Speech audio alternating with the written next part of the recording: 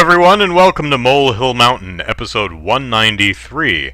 I'm Andrew Eisen. Welcome to the show. So, tonight,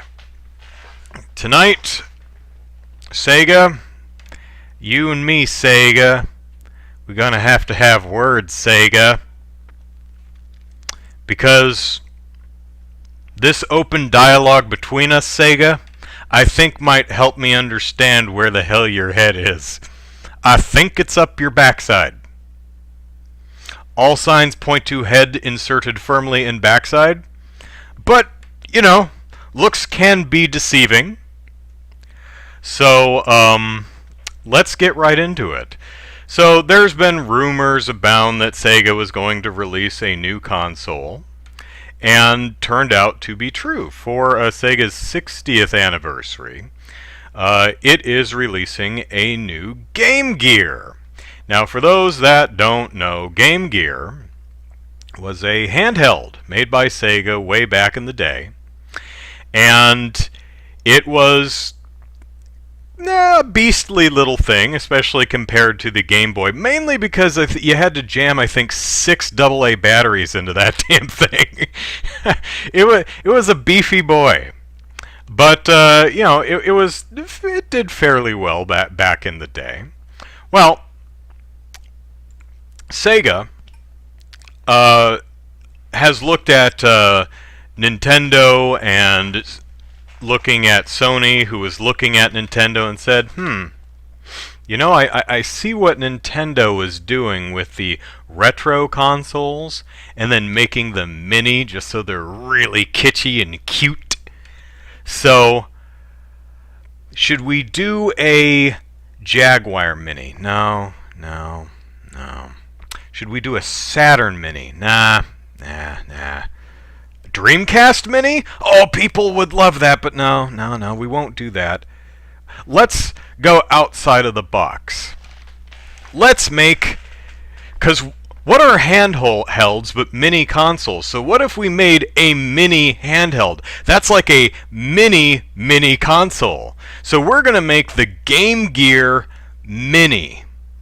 And you might think...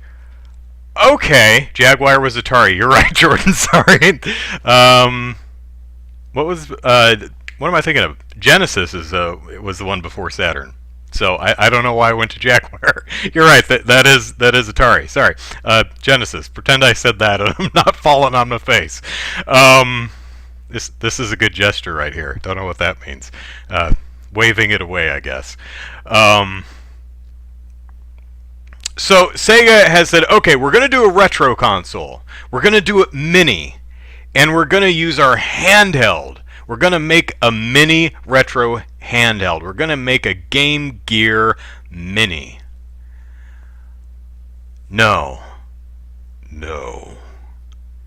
It should be smaller.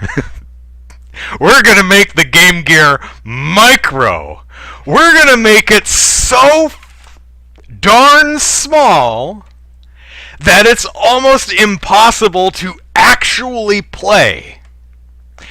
You could play it, but would you really want to? Look at that little thing. Is it adorable? Yeah. I think it would work great. If it were a keychain, that sucker is 3 inches wide. The screen is about the same surface area as a postage stamp. It's a 4x3 display, and it's about 1.15 inches on the diagonal, which, if my maths are right, that's 0.69 inches tall and 0.92 inches wide. It's tiny. Tiny. For comparison, you may remember the Game Boy Advanced Micro. That was pretty small too. That sucker was 4 inches wide, it had a wider screen, and it was a 2-inch display. And again, if my maths are right, that one was 1.1 inches tall and 1.66 inches wide. Still small, but usable. So, looked at this and I thought, that looks, this looks unusably small. I mean, even if you have small hands, that looks hard to actually manipulate with your fingers and really hard to actually see what's on the screen. Now, the early Sonic games, and yes, there are Sonic games on this sucker, one of the issues I had with them, and I think even fans of Sonic would acknowledge for the earlier games, is the 4x3 presentation of Sonic made the game harder than it really should have been to play, because the field of view is so narrow and Sonic moves so damn fast, you have no time to react to things coming up because there's only a couple inches in front of you. So I don't know how you're going to be able to play Sonic on that thing. That looks, if not impossible, at the very least, not fun. So you might look at that, like I did, and think, well, that's ill-conceived. You don't know the half of it.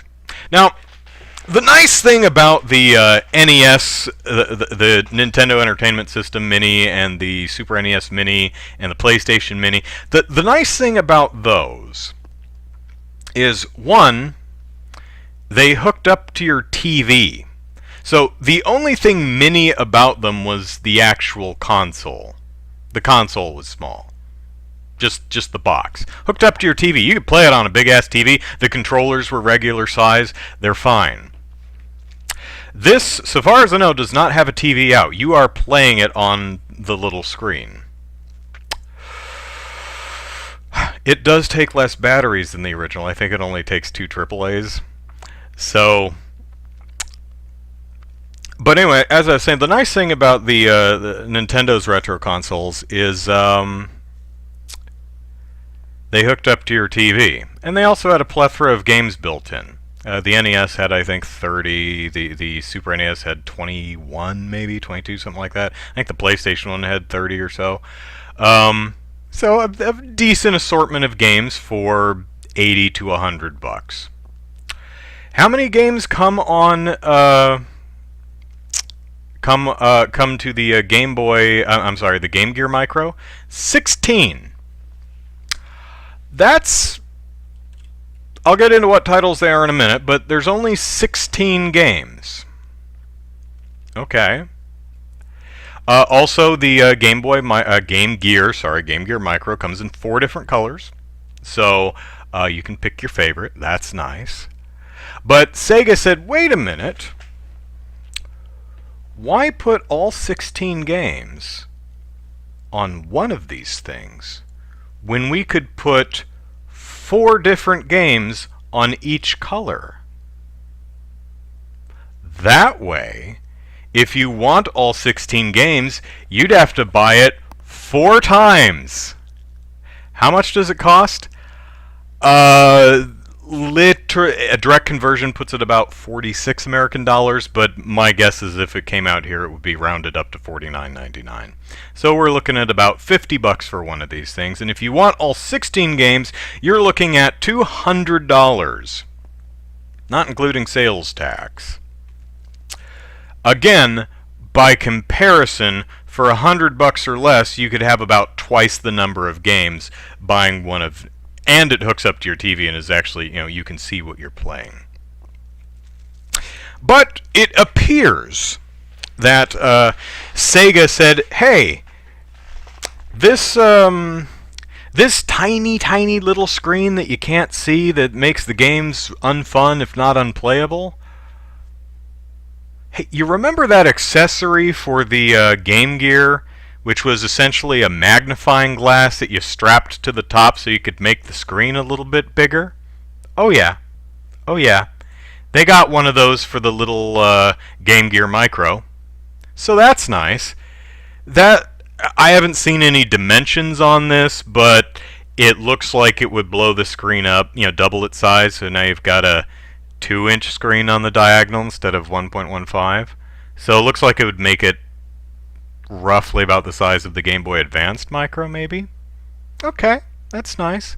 So, how would you get one of these? Well, if you pre-order the system, you could get one. Isn't that nice? Yes, that's nice. I'm also lying. You have to pre-order all 4 of them to get this.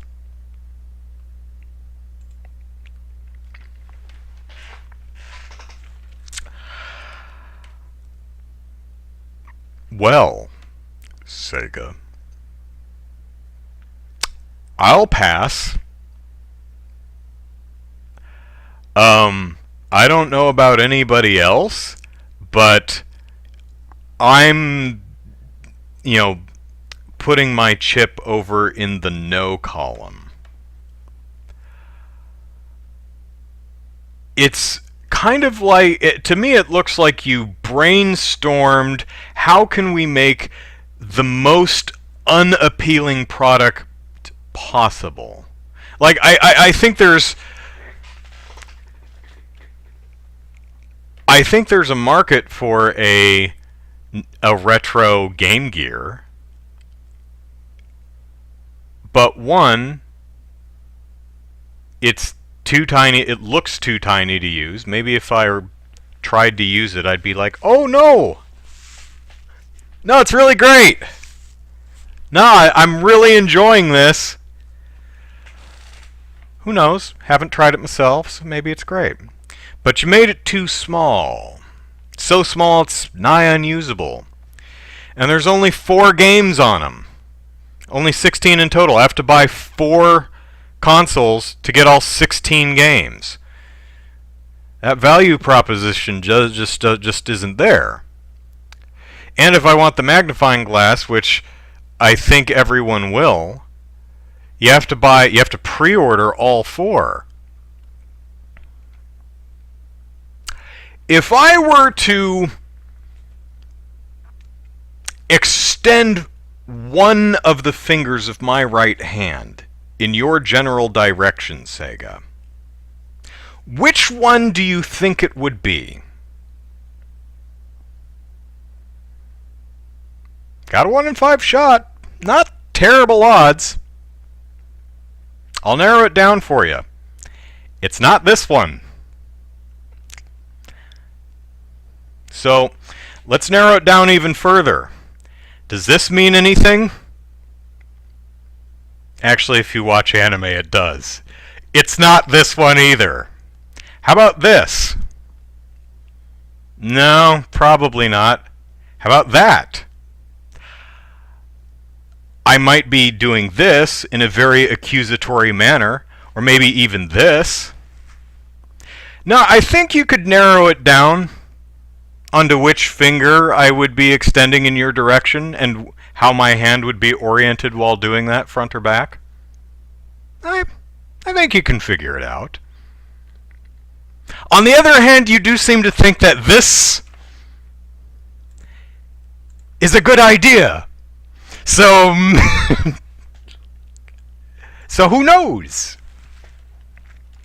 For anyone who is curious, the black one has Sonic the Hedgehog, Puyo Puyo 2, Outrun, and Royal Stone, a game I'm not familiar with.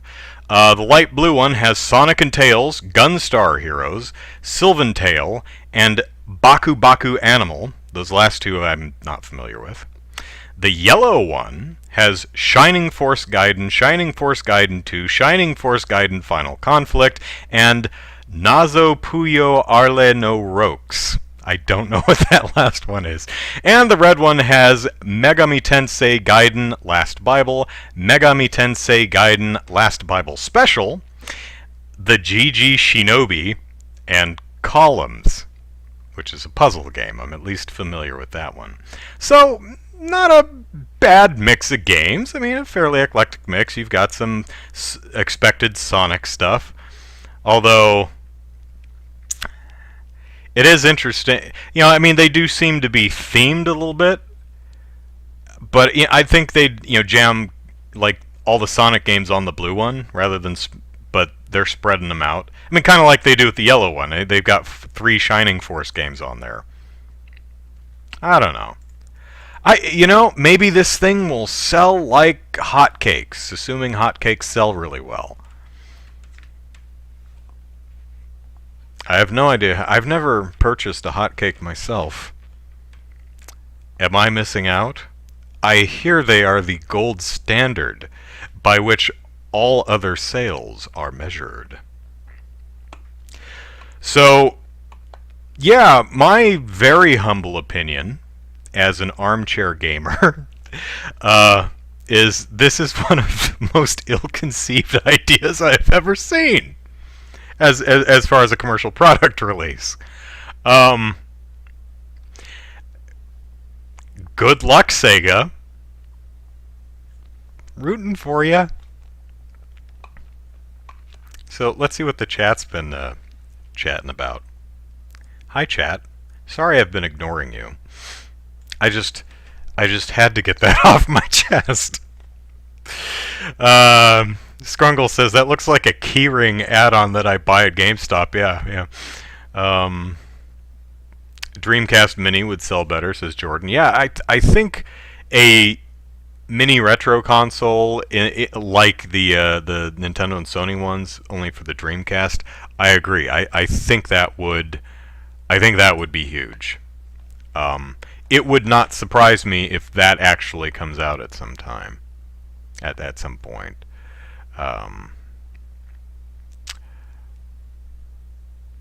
Jordan says, well, my 5-week-old infant wants to play Game Gear. Well, your infant's probably sized just right for it. Infants everywhere are playing the Game Gear Micro and saying, or thinking, because they don't say much yet, I don't know what the problem is. This is perfectly comfortable for me. It's nicely sized for my tiny little infant hands. When gamers get rude, sometimes we might consider a console or a particular game for babies. And we mean that as in a really derogatory, derisive manner. Ugh, that's for babies. This might literally be for babies. I think Jordan may have hit the nail on the head. I think that may be the target audience, because I think only infants would be able to actually use the damn thing. So Sega has made a console for babies. Literally. So Chaos says it's a hard pass.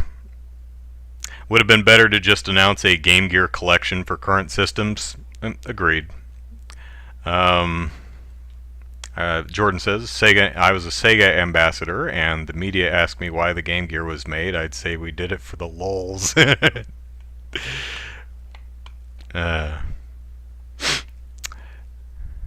Ayo Puyo Puyo, Puyo Puyo 2, and Nazo Puyo Arleno Roux. No idea what that is. Can't wait to lose it in my couch. Yeah. I mean, you find pennies and stuff in the street because they're just so tiny and they fall out of your pocket. I can imagine easily losing something that small. Actually, I looked at it fairly closely, but they ought to put a little keyring clasp on it so you can put it on a keyring or keychain. Although it is a delicate piece of electron. I have no idea how sturdy it is, but it's so small. What are the odds that something would actually hit the screen? Rioters in New York City broke into the Nintendo store and stole the Donkey Kong statue?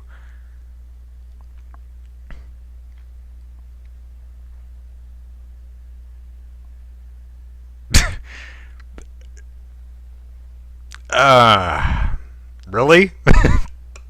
Is that a thing that actually happened? Am I going to have to look that up later? Good lord.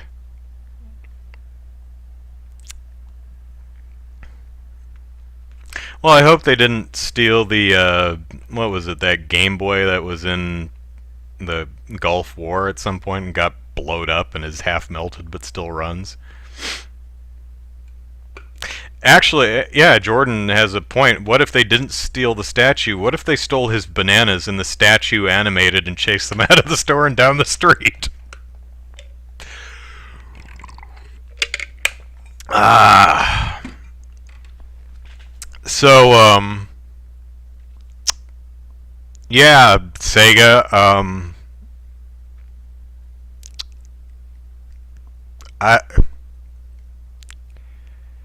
I don't know what to say there, folks. Yeah, I was actually Sega did, to its credit, have a nice we're socially conscious type of message too, as many corporations have, and take those with grains of salt because corporations are, you know, corporations are run by people who can be really lovely people, but corporations are not people. So again, take these kind of things with a grain of salt. But this was one of the better socially conscious messages I saw. From Sega, they said, Sega stands united with the black community against all forms of racism and discrimination. Equality is everyone's business, and we want to help combat these issues with the help of our communities and team members. That's typically where most of these brand statements end, pretty much with just that sentiment. And yeah, that's nice, but money where your mouth is, I mean, it's a lovely sentiment, but platitudes mean jack squat. So what are you going to do? Sega's statement went on to say, Sega and its studios will be making donations to worthy causes that align with this statement. And it went further, saying, in addition, we will be matching donations made by our employees. So that's nice. That's nice. Good on you.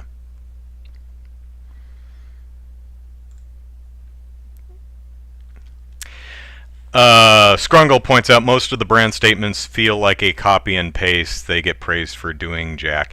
Yeah. I mean, I think it's important.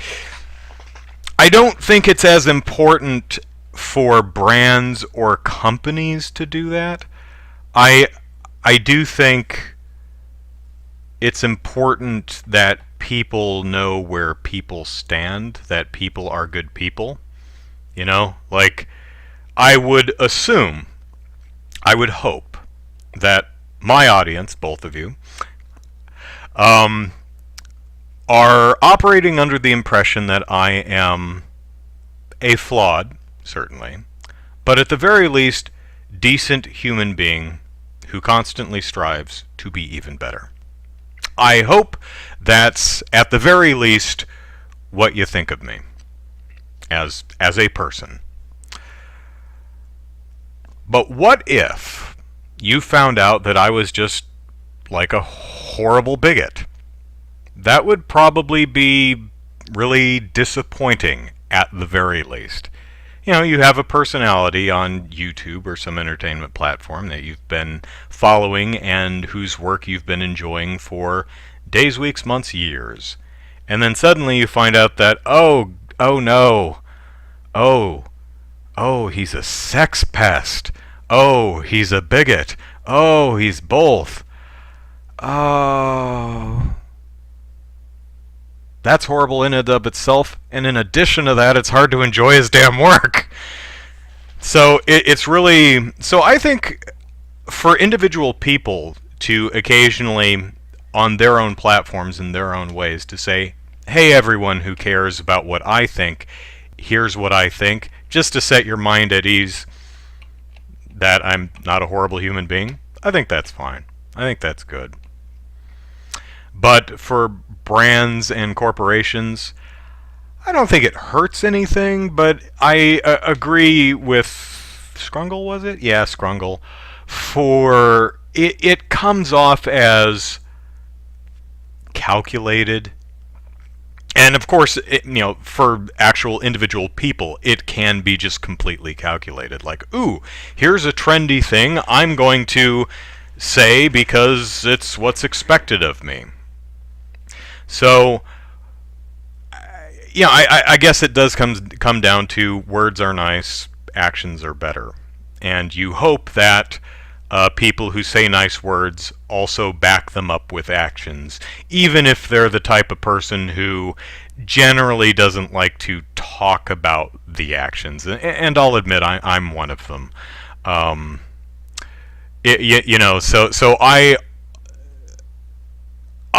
the type of person who I'm rarely inclined to talk about any of the specific things I do to try to make the world a better place.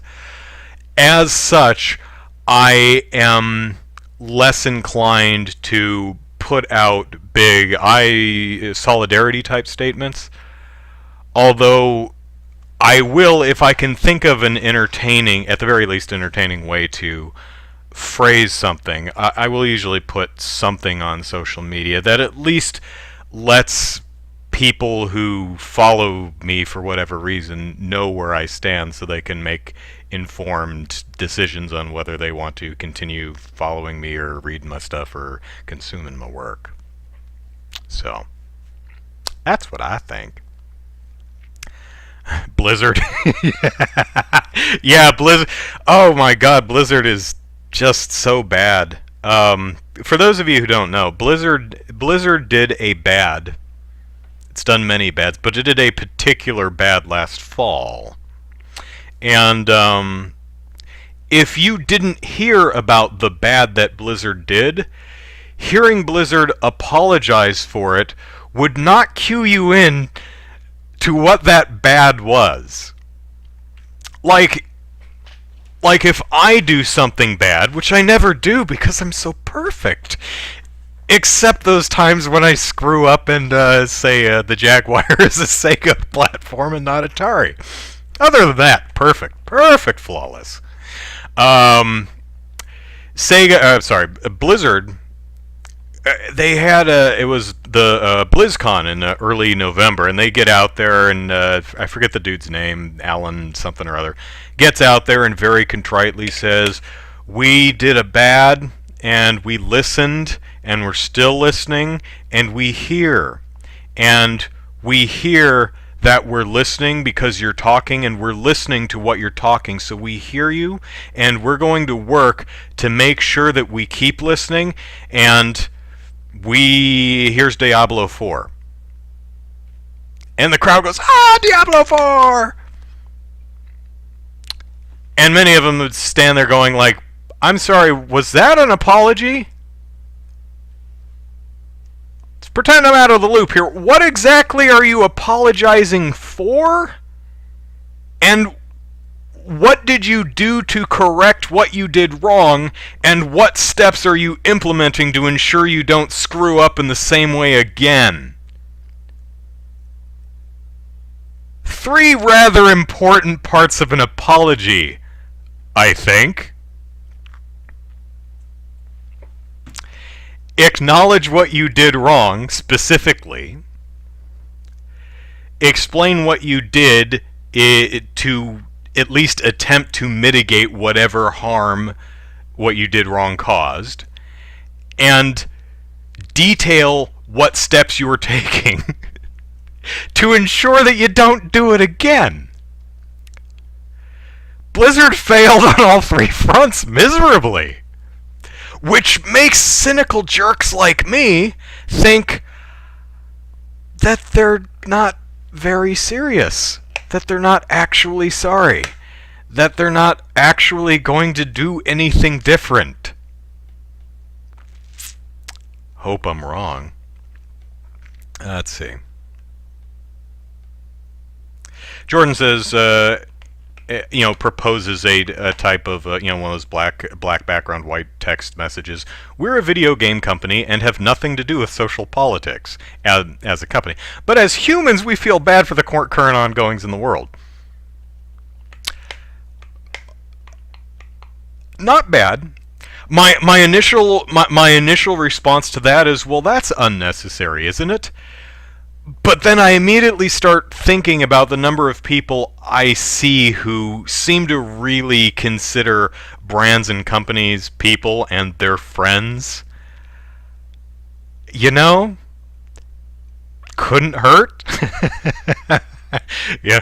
So, let's see. Scrungle says, I think of you as an epic gamer, but a good friend. We may not agree on everything 100%, doesn't mean we can't still be friends. Jordan says, Rowling is J.K. Rowling, author of Harry Potter, is a crackpot who can't shut her mouth in social politics, but I still love Harry Potter. People need to find a way to disassociate the art from the artist. I think that's a personal thing. I don't think the idea of being able to enjoy art created by someone who is a schmuck, to put it lightly, some people can do that, some people don't. And I don't think there is a right way to consume art created by problematic or genuinely despicable people. I think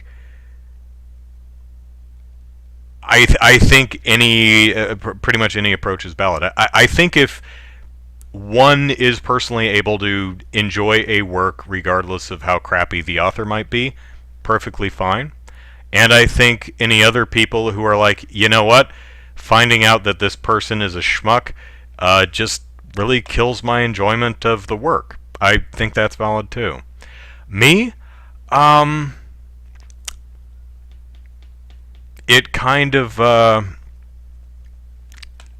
case by case basis, Like, I've read all the Harry Potter books. I thought they were just fine. I've seen all the Harry Potter movies. I've not seen the not the Chronicles of Narnia. What's the prequel ones, the Fantastic Beasts. I've not seen those.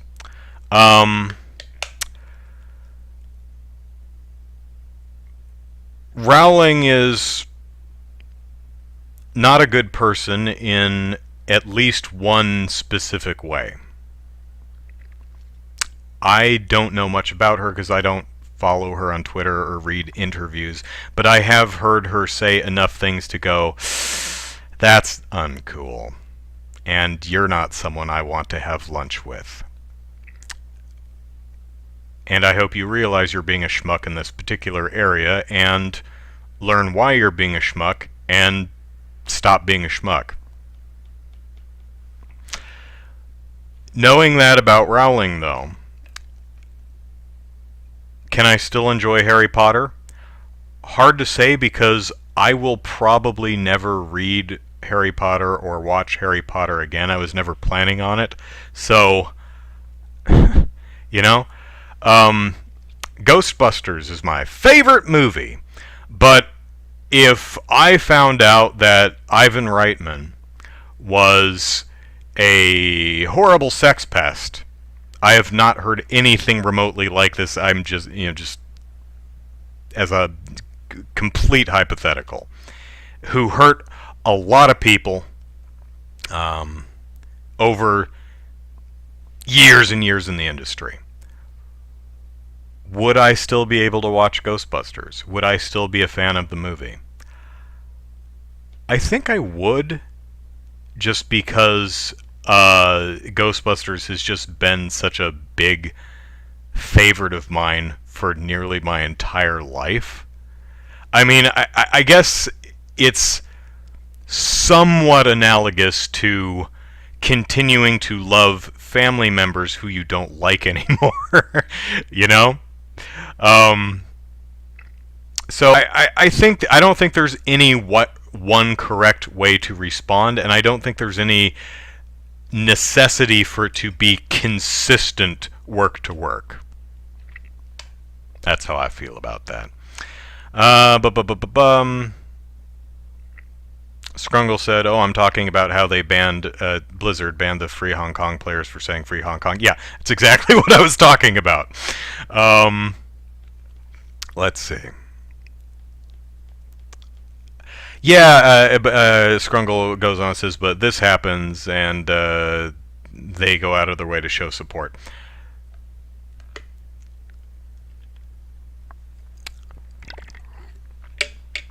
Yeah, you're right.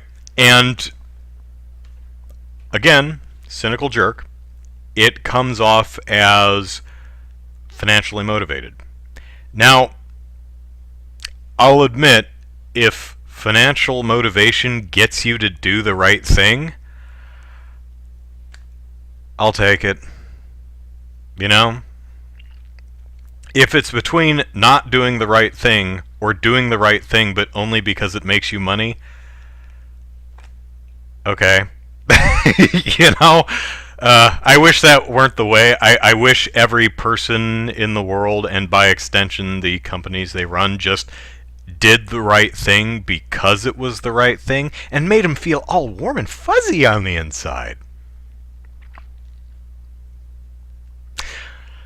You know what? I try to do as many good things as I can, and I never feel warm and fuzzy about it because I've got severe anger issues. See, I just can't feel warm and fuzzy. I'm either angry or fine. You know, I've got two modes. Just, you know, skull-splitting rage, like put my fist through the wall rage, followed by my foot, and then another fist in my face, and everything's going through the wall. Arg! It's either that or I'm fine. Yeah, I got issues. But warm and fuzzies be damned, I'm still going to attempt to do the right thing as often as I can. So,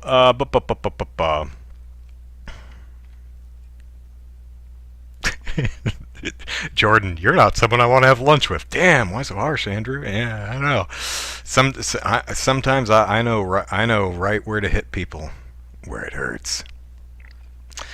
Guy who directed the Jeepers Creepers movie. Oh, something Silva, I think. Yeah, I know who you're talking about.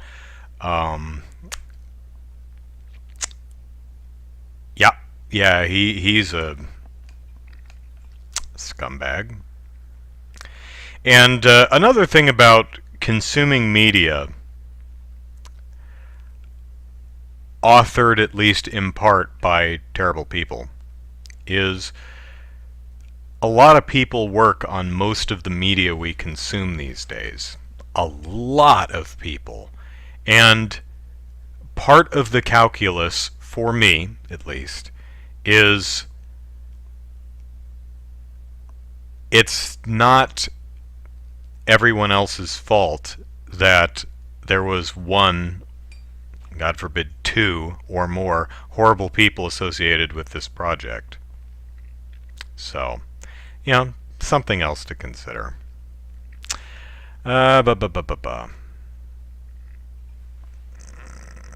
Scrungle says Blizzard gets a lot of funding from Tencent, which is why they are usually pro-China and quell a lot of pro-democracy stuff for Chinese players.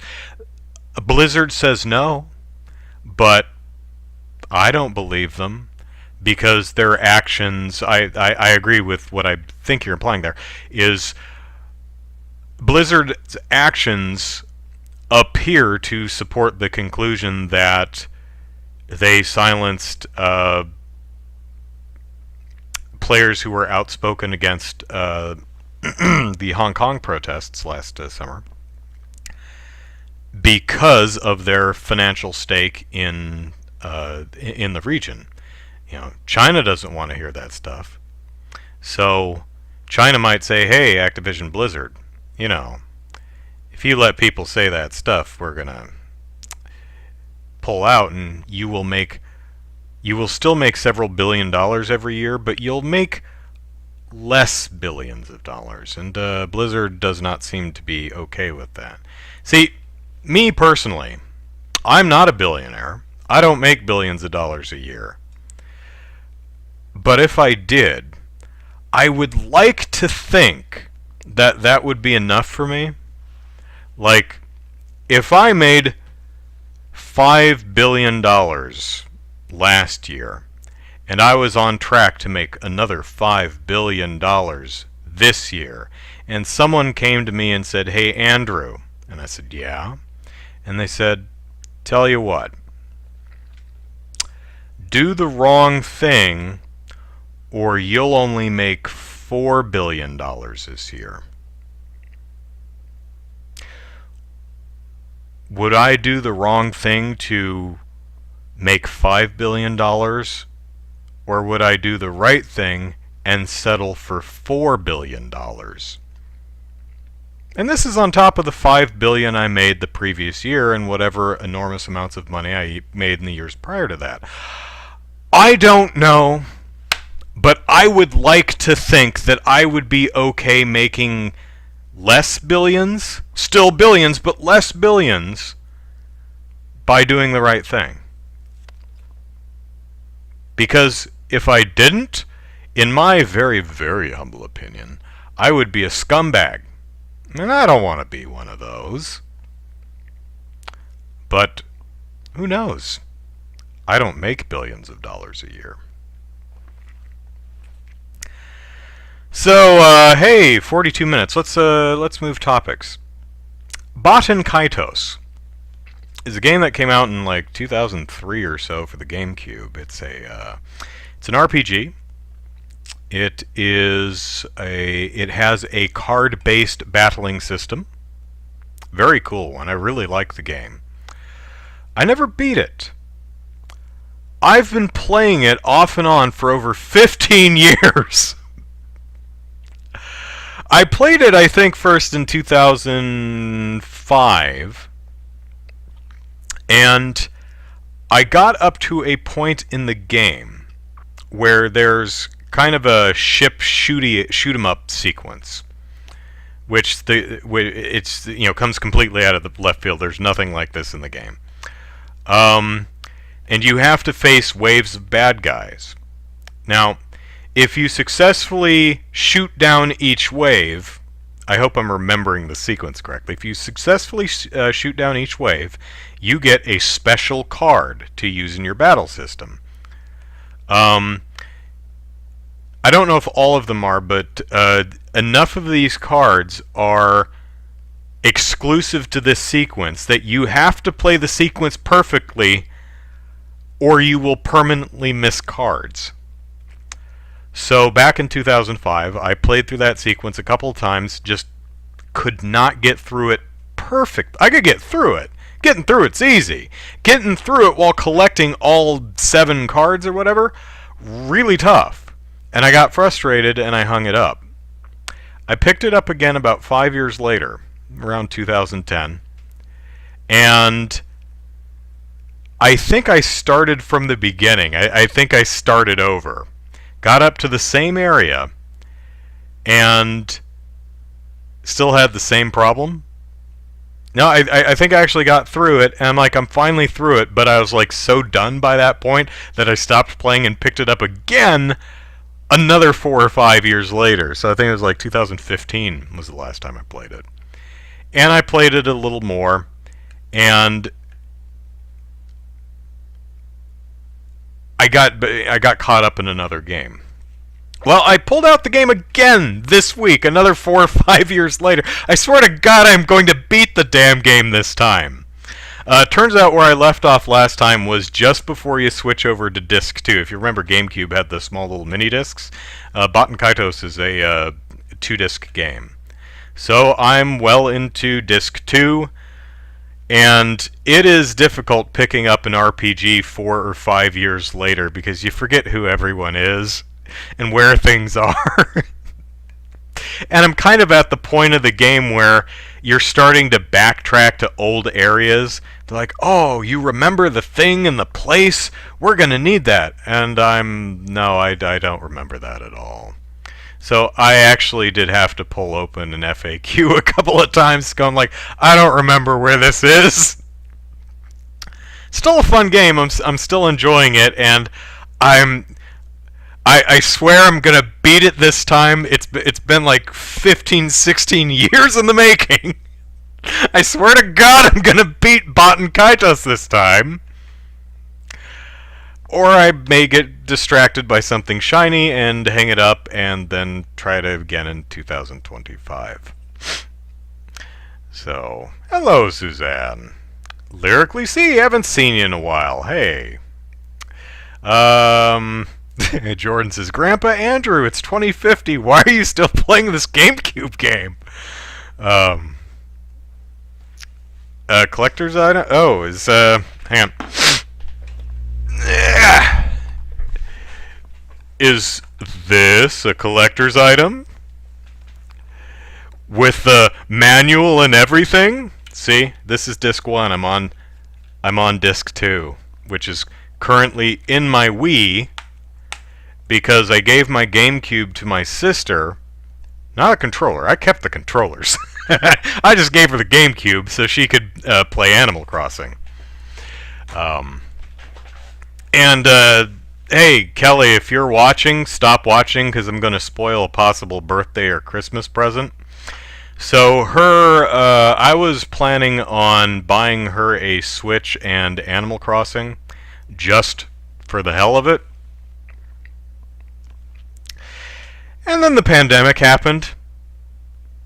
And, hours got reduced and finances were uncertain. And I thought, not the best time to be dropping a spare $350 just for funsies, So I didn't buy my sister a Switch and Animal Crossing. But, maybe I will for her birthday or Christmas or something. Actually, the pandemic had already hit. I was already working from home. And I was thinking, she's working from home too. She must need something to do. This would be I'll get her Animal Crossing because she loves the game. And, oh, my hours are reduced that much? Ooh. Oh. Yeah. Probably not the best time to be spending hundreds of dollars. So, yeah. Would have liked to have done that, but I'm sure she would have enjoyed it because I hear Animal Crossing fans are quite happy with the new Animal Crossing game.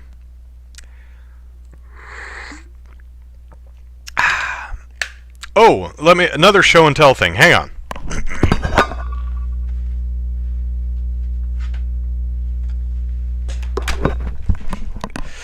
I also have Baten Kaitos Origins, which is came out second, but it's a prequel to Baten Kaitos, and this you can probably tell by the glare, it's still shrink wrapped. I've never opened it because I've been playing Baten Kaitos for 15 damn years. So I'm thinking maybe if I beat Baten Kaitos finally, I can open this bad boy up and play it. Because it's been sitting on my shelf for 15 years, or whenever this came out. So, that's how much I liked Baten Kaitos. I didn't even finish the game and I bought the sequel. Or prequel. You know what I mean. Is this a Bamco game? Who did this? Actually, I don't... Just says Nintendo. It's not a Nintendo game. Who made Baten Kaitos? Someone look it up for me, because I'm curious. So Baten Kaitos says Namco on it. So that would 2003, 4. Yeah, that was prior to Bandai merging with them, right? Did they make the sequel too? It doesn't matter. I'm sure you guys don't care, so I'll look it up later. Suzanne asked, "Is Zachary ever coming back?" I don't know. He's fine. He and the family is doing all right, but with things the way they are, podcasting isn't something he has the time or the internet bandwidth for right now. So, maybe Zachary will be back in the future at some point, but I can't say for certain. Just know that he and the family are doing all right. I did speak to him a couple weeks ago, so they're doing okay. Monolith Soft, you're right, that's who it was. That was the dev. Yeah. I said, no wonder it's a good game, because that's a quality company. What was I talking about? So another game, another RPG that I would like to talk about, and Brian, if you watch this, you'll be interested, is Dragon Quest Xi, or as some might pronounce it, 11. So I finally beat Dragon Quest 11. You might remember I I tried a new YouTube series called New Game Fuss. I'm very proud of that title. Uh, Pretty much its debut review, but for video games. So I pick a new game to play. I get on camera. I talk about what game I'm going to play and what my expectations are, my history with the IP, if any. Then I play the game for a couple hours, go back on camera, and give you all my first impressions. The first game I did was Neo. I didn't really care for that game. It just wasn't for me, which is sad because I know a lot of people really, really like that game, and I was really looking forward to it, and I played and I go, oh man, it's just not for me.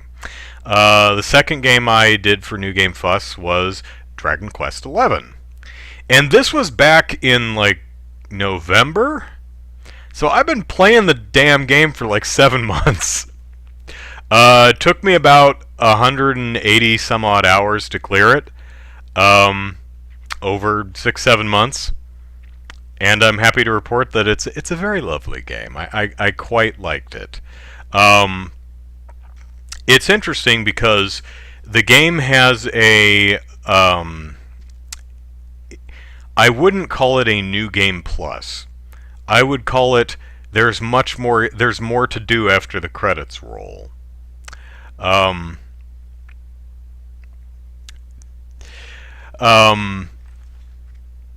Dragon Quest 11 has a very typical RPG framework. Bad guy is trying to destroy the world, so we must gather the 6 glowing magical MacGuffins to open the gate to get to the thing. And then, oh, it's a twist! The bad guy, stomps us flat and burns down the world and destroys the Tree of Life, and we have to find all of our companions again and beat that bad guy once and for all. And you do, and even though some people are dead and the world is a smoldering ruin, well, at least the bad guy is gone. And the credits roll. And it's actually gets a little dark in a couple of places because the world is kind of flattened. The world tree is dead. A lot of the landscape has been reduced to ash. One of your party members is killed, and she's permanently gone too. They don't do that fake out where she's just unconscious or no. One of the other characters essentially inherits her entire skill set. And you're like, oh man, you're going there. And you come across a lot of people who lost friends and family in when the world tree fell, and it's kind of depressing in a few. Your hometown is friggin' leveled and is a smoldering crater, and people are living in the ruins of its remains. There's one couple in Arborea who, before the calamity, they're like, oh, we're going to have a baby. And then after the calamity, our baby died. And you're like, oh, man! There's this other bit with this mermaid who is in love with a sailor. And she's like, I'm going to wait right here for my love to come get me. Well, she waits for like 110 years. And her love died. And so she walks out of the water to visit his grave. And if a mermaid comes out of the water, when she goes back, she dissolves into foam. She dies. So she hauls her fishy butt out of the water to say her goodbyes to her long dead love, and then dissolves into foam, and you're like, oh my god! This game is super sad. I'll admit, I was halfway through the game. I was a little disappointed because I thought I knew where it was going, and I was like, "Oh, that's super cool," but that's not what they did. Because halfway through the game, as I mentioned, the bad guy kicks your butts and scatters you to the winds. All your friends could be dead for all you know. You end up a fish. True story, an actual fish. You get better, but you do end up a fish. And you go about seeing if anyone's still alive, and the first party member you recruit is a new dude who is basically one of the major antagonists for the first half of the game, who's since seen the error of his ways and is joining you. And I thought, oh, I see where this is going. Okay, so we're going to get an all-new party, so the major characters like the Ice Queen in Sniffleheim, the Ice Witch, the Mermaid Queen, because we have Sir Hendrik, so we're going to get those two. And I was thinking of all the other characters I had met along the way that we might be adding to the... No, actually, you just pick up the remainder of your party. You get one new character who essentially replaces the one character that you find out died. Everyone else is okay. And I was like, oh, that's disappointing. But that's not the story they wanted to tell. So I don't have a problem with it. It actually works quite nicely. So you beat the game, and even though the world is kind of half destroyed and a bunch of people are dead and a lot of people are a little miserable because their loved ones and family and such are gone, the credits roll, and after the credits, you can keep playing the game. Now, you could end the game right there. You could stop, the story's done, the bad guy's done, the world is saved. It's going to take some rebuilding, but the game is over at that point. But if you want, and I wanted, so I did, you can keep playing. And essentially what happens is your characters kick back and you say, you know what? We saved the world, but we didn't save it as well as we could have, right? I mean, one of our companions died, this couple's baby died, my hometown is flattened, the mermaid died. I think we could have done better. So your characters go back in time to save the world again, but do it even better this time. So if you play through the entire post-game, you rebuild Cobblestone, your hometown. The mermaid has a happy ending. The couple with the baby doesn't die. The world tree doesn't fall. Your character comes back to your party. She's not dead anymore. And that may feel a bit like a fake out, but I don't know. It kind of, especially with the tone Dragon Quest goes for, it worked for me. So I beat the game, and I finished... I didn't 100% it. I'm pretty I didn't even check, but I'm pretty sure I didn't fill out the entire bestiary. I didn't craft every single accessory or weapon that you could possibly craft. But I did beat all of the bosses and all of the extra bosses and do all of the side quests. And they actually give you an item in the post-game that tells you where... interesting stuff is. You blow on the mermaid's conch and oh, that sounds dirty, and she'll tell you where in the world people need help. So good game. I quite enjoyed it. One thing I did not enjoy is I actually got my characters all the way up to level 99, which is as high as you can go, but half the characters, even though they were maxed out in level, did not have enough skill points to unlock every skill on their skill tree. Some of the characters ended up with enough skill points to unlock every skill on the skill tree, which you get a trophy for, but some of them do not. So I don't know if that's random, or if you're supposed to use like skill seeds, of which there, as far as I know, is a finite amount, and only gives you like 1 or 2 extra skill points anyway, so I had nowhere near enough skill seeds to complete that. I hate when that happens. Personally, I think you should be able to unlock all of someone's abilities in a playthrough. It annoys me when I can't do that. Oh well.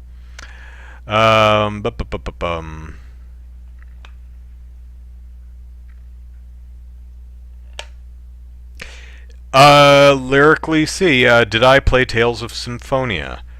Um, I think that's the one I played. Let me go check my library real quick and see. Oh, actually, I've got my games master list here on my computer, so let me look. Yes, Tales of Symphonia. Tales of Symphonia I thought was okay. Um, I thought in RPGs I tend to prefer the turn-based menu system, menu-driven battle systems, like Dragon Quest. Uh, but Tales is an action RPG, similar to Xenoblade Chronicles. I don't mind that. I just, as an RPG gamer, I tend to prefer the turn-based menu systems. Um, but I thought it was a fine game. I didn't dislike it, but I wasn't as head over heels in love with it as many others I knew at the time. I knew a bunch of people who were just huge Tales fans and really liked Symphonia.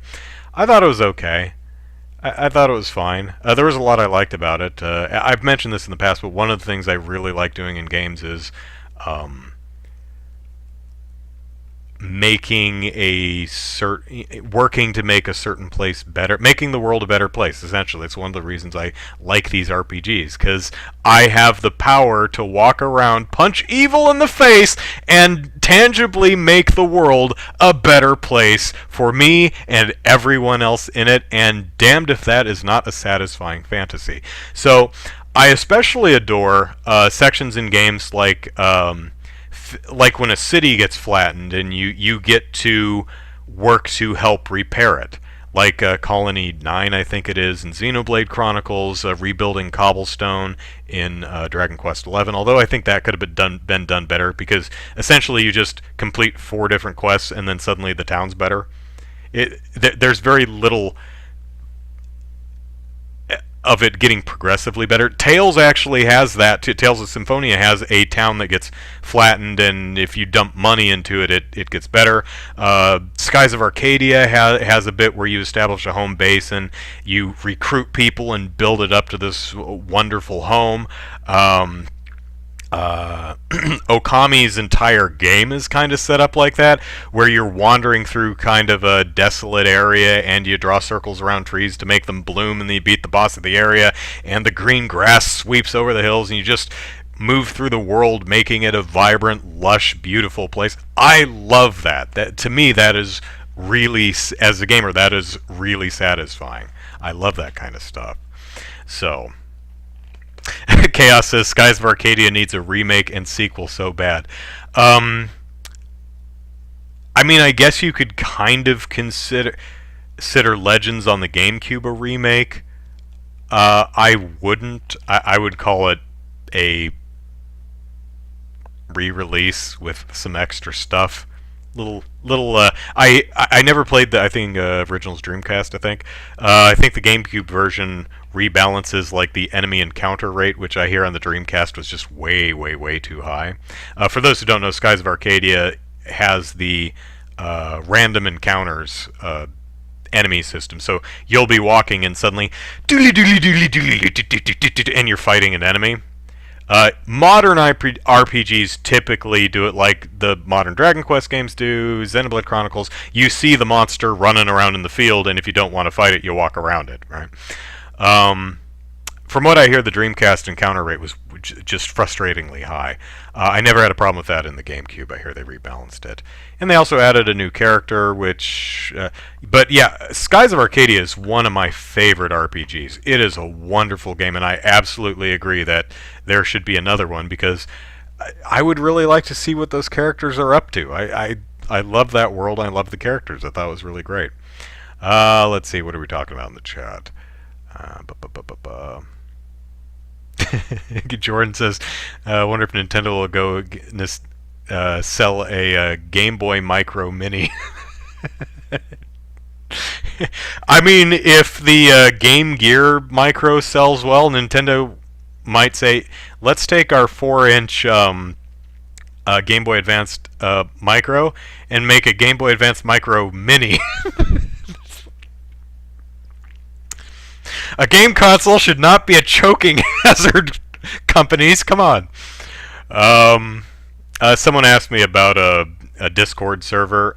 I don't know. I don't use Discord, so I mean, while I'm working at home, it'd probably be easier to be something I could monitor. But I have that personality where I think I'd be like inclined to monitor the damn thing all the time, and I don't want to do that. It's not healthy, so I'm not sure. It's something I'm still considering. Oh, chat's going fast. Let's see.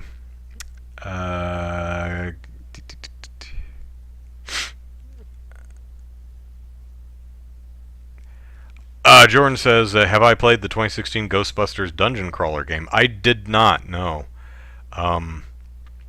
It looked bad. I heard it was bad. Not really a dungeon crawler type of gamer. Do love Ghostbusters, but it didn't look very good. So, no, I haven't played it. Suzanne says, Tales of Berseria is fave. I've not played that. Symphonia is the only one I've played, so...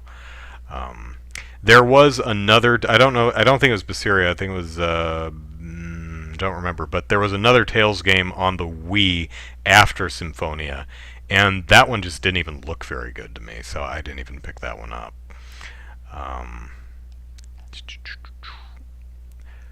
Surprised I haven't talked about The Blob. I can. I have both of them, The Blob and The Blob 2. I'm very glad that The Blob 2... The Blob was one of the early Wii games that decided to use motion control even where it shouldn't. So it was a game where, in order to jump, you grab the Wii remote and you did this with it to get the character to jump instead of hitting the nice convenient A button. Yeah, I have the gold Skyward Sword Wii remote. And for the and everyone was like, no, just use the damn A button. And for the sequel, they just used the damn A button. It was much better. I enjoyed The Blob and The Blob 2. I thought they were fun. They were cute, colorful little games, and they, similar to Okami, they're also the kind of game where you have a boring black and white town or city that everyone's miserable in, and you wander around and you paint all the buildings and you bring color and life back to the city and make everybody happy, and I love that stuff. So those games worked for me. I quite like those. Let's see, what are we talking about? The Blob, ground-up remake made for newer systems for Skies of Arcadia. Sure. I personally would. I mean, unless it was radically new, like a Resident Evil kind of remake. I've already played it, so unless there was something radically new in it, I'd probably just be interested in a actual new sequel. But hey, I don't know too many people who played Skies of Arcadia, even RPG fans, and so I'd be totally for a Skies of Arcadia remake, just so more people could experience it, because I think it's a great game. Jordan says remakes are getting overdone. What game would you demake?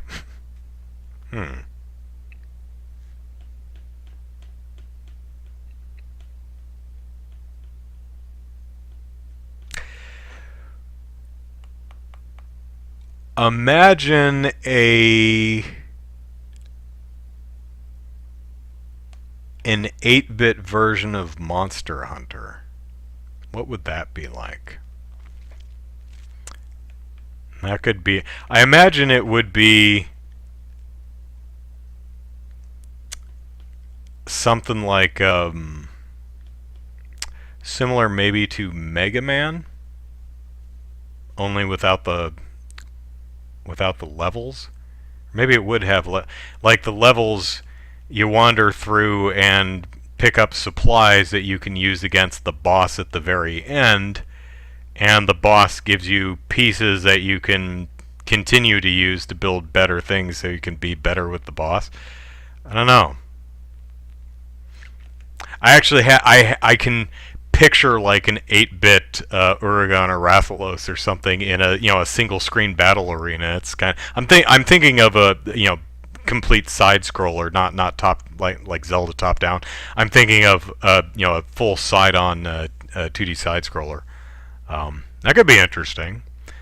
That would be really difficult to really capture the feeling of Monster Hunter in such an old era of game, but that could be neat.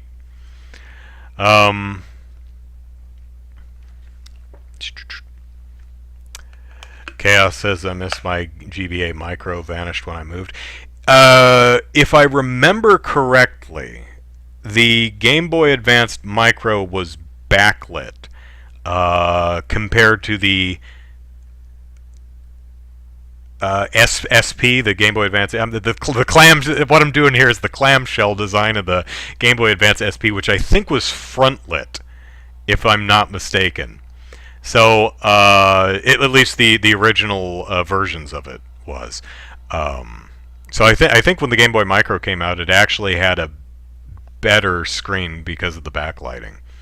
So correct me in the chat if I'm remembering that incorrectly, though.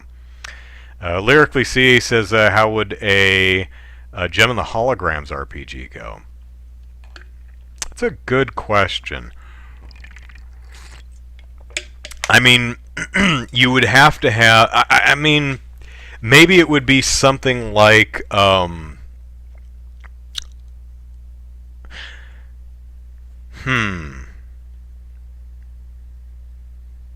Because I'm thinking of... I wouldn't want to do just a... I mean, you could kind of easily do a Hatsune Miku type of game where you essentially just have Gem and the Holograms doing a music video, Gem and the Holograms or the Misfits doing a music video in the background while little icons and stuff are shooting around the screen, and it's a rhythm game. That would be adequate, but I would like to because I adore the property, so I'd like more done with it. So I'm trying to think of other games where music is an integral part, because I don't think you could do justice to the IP unless it had a very heavy music presence that was interactive. So maybe you could incorporate elements of Crypt of the Necrodancer or just Shapes and Beats, those type of action rhythm games. Might have to do some type of hybrid, because I'm also thinking one of the things I love about it is the fashion. I want to play dress up, and you could do that with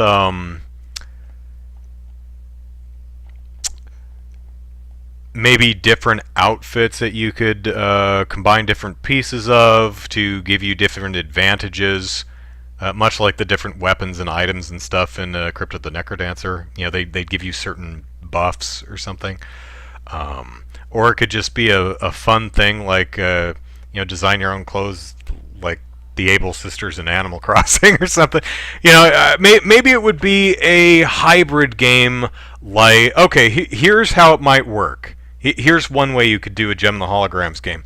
It would be similar to something like the Sakura Wars games, where it's half a story-based visual novel and the other half is a music-based action rhythm game. For those of you who are not familiar with Sakura Wars, and you might not be, because I think only 2 of the damn games, there's like 6 or 7 of them, I think only 2 are in this part of the world. It's a visual novel interrupted by action battle mech shenanigans. So once you're done reading a lot and selecting different, going to different locations and talking to the different characters and selecting your dialogue choices. It's like, all right, time to get into the mechs, Voltron style, and start punching other mechs. So, Gem of the Holograms would be a visual novel where you interact with the Starlight Girls and try to run the maybe you could even combine it with kind of a business sim kind of thing, managing the Starlight Foundation, getting gigs, keeping your relationship with Rio and Kimber's million relationships going, and then once you've had enough of that, it switches to the Gem Jam or the Music Awards or any of the various competitions that they have, and it goes into the action rhythm portion of the game. So that's one way you could do it. So, let's see. Tales of Symphonia: Dawn of the New World. Okay, direct sequel. All right. Let's see. Oh, you said specifically RPG though. Okay, sorry, missed that bit. My mouse cursor is literally hovering right over the RPG, and I didn't even see it. Just read straight past it. But and some interesting things you could do with a gem game. Has there been a gem game? Did LJN make a gem game at any point?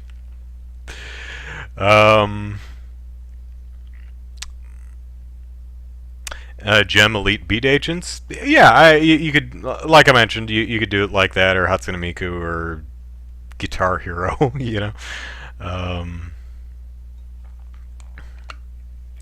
Jordan says, after a handful of episodes, Andrew is now the gem historian. Oh, not at all. I've only seen the first. The series is up to, my middle-aged man watches Gem of the Holograms is up to episode 20, I think, is what I released Thursday. I've seen up to the end of season 1, so episode 26. I actually just edited and rendered episode 25 today, so I'll do 26 tomorrow. And then next weekend, I'm going to work on a bonus video where I talk about the music from season 1. Pardon me. And then the weekend after that, I'll start in on season 2 and start shooting those videos. But certainly not a gem historian. I've not seen seasons 2 or 3 yet, but I do plan on, once I'm done watching the series, my DVD set has some, it has the series Bible in it, it has, I think, some retrospective interviews, so I'm actually really curious to learn more about the production of the show. And I've actually been learning a bit from fans of the show who've been watching my little video diary about it, who've been saying, hey, did you know that when this episode originally aired, they had a Teen Crisis number attached to the end, and so many kids called it the switchboard shut down? I'm like, no, I didn't know that at all, because in my that phone number is not in the DVD copy. That number might not exist anymore. It may have changed since, but let's see. Jordan says, Andrew, you're thinking too much. The 10-year-old girls now 30 plus these days would have been okay with a simple rhythm game. Oh, I'm not thinking about the 10-year-old fans who are now 30. I'm thinking only of myself. I'm thinking of what I want to play. Oh, there's no gem game. That's... Huh. That's a shame. So am I the brony equivalent of a gem fan? I wouldn't say so. I mean, I actually do like the My Little Pony Friendship is Magic show. Still waiting for season 9 to get onto Netflix so I can watch it.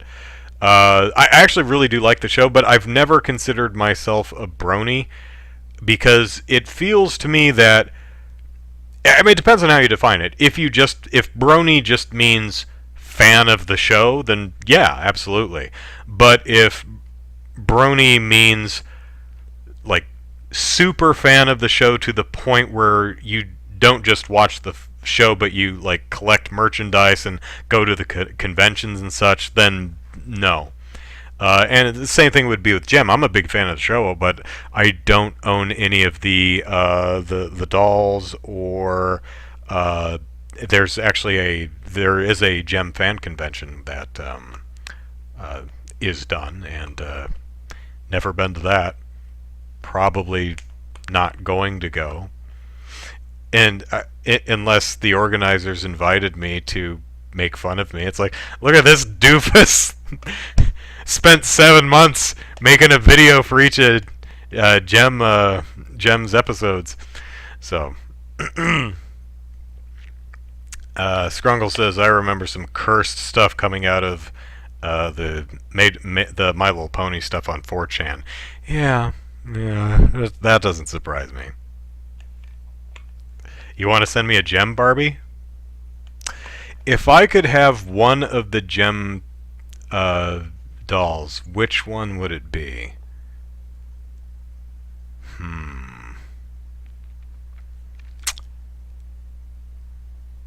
I don't know. What's interesting is the design of the dolls is quite a bit different than the designs of the characters on the show. I'd have to think about that. But I mean, if you want to send me toys, absolutely go ahead. You know, what's interesting is the original dolls came with cassette tapes. So I that might influence my decision. It's like, well, which doll comes with the cassette tape with the songs I like the most?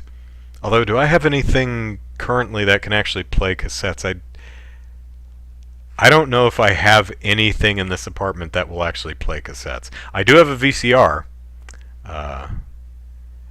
That's in the bottom drawer of my dresser, and that thing is chunky.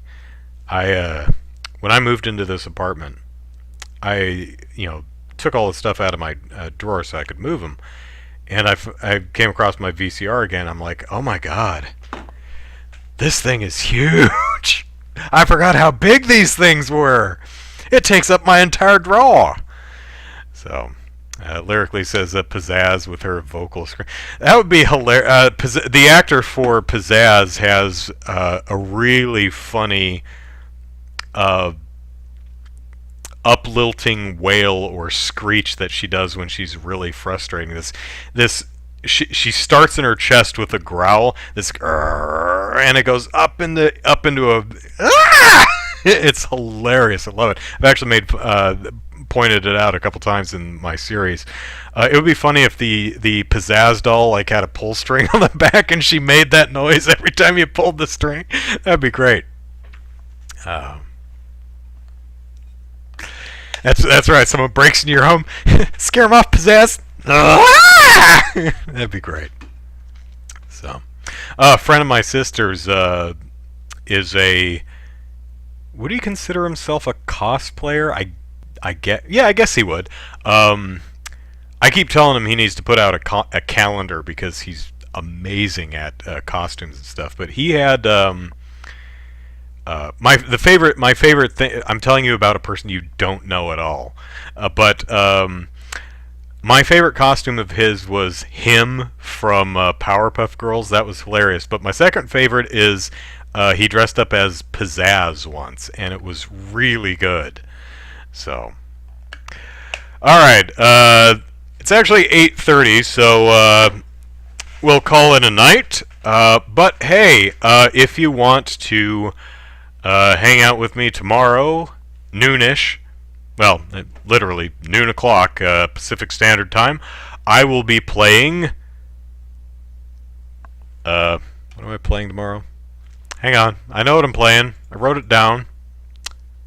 Hell is the name of the game? Life is Strange. I totally forgot.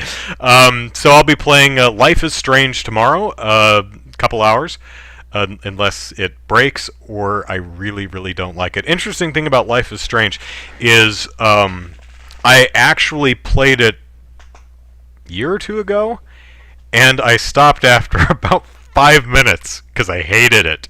And if I'm remembering correctly, what I hated was the control scheme, because it's a point-and-click adventure game. seems like it might be similar to Walking Dead, those type of point-and-click adventures. And after the opening sequence, your character is sitting in a classroom at her desk, and you're supposed to look at the crap on her desk, but the mouse controls were so awful. You had to force the mouse into a position where it would get an icon, and then you had to like click view but then drag it somewhere to get it to work, and it was such a pain in the ass. I just said, screw it. I'm not playing this. I'm actually I tried it this morning with a controller, and it's nice because it just says hit the button to do the thing, and you hit the button and it does the thing. It's great. You don't have to force the mouse into a place and grab an icon and drag it. Oh, I don't know what they were thinking there, but anyway, so it'll be nice to see beyond the first 5 minutes of Life is Strange, and if you'd like to see me play through the first part of the game, join me here or on my Twitch channel tomorrow, noon Pacific Standard Time, and we will have fun. I mean it. We'll have fun, gosh darn it. Alright, stay safe everyone, have a good night. See you later. Bye-bye.